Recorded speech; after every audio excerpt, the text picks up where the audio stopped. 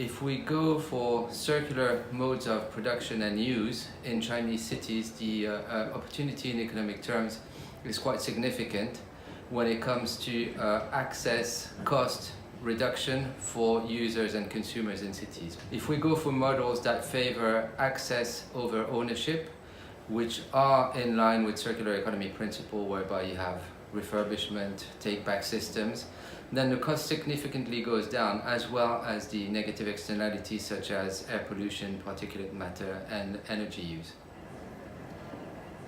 So let's say a car is shared.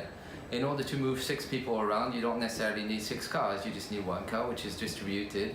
And of course, that means the owner of the car, the company that leases the car or gives the access, has an incentive to make it more durable, because it's going to keep the materials in use, and it's going to remain its material bank.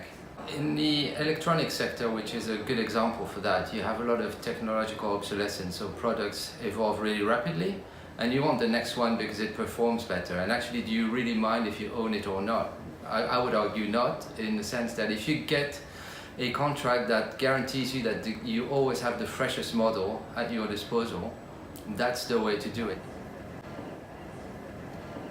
Yes, China has had a circular economy in the law for almost 2 decades already, which puts it way ahead in terms of really having it embedded in policy making.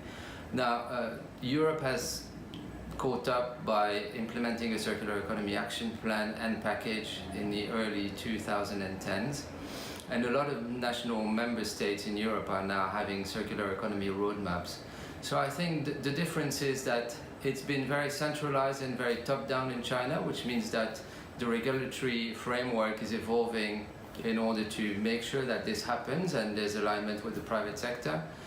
Whereas in Europe, it was more a push by industry and by the private sector that has started implementing circular economy practices, and now is in dialogue with the regulator to make sure that the enabling conditions are in play. This is also why it's interesting to see that in July there was an MOU between China and Europe on circular economy, precisely because they are the 2 powerhouses in that field.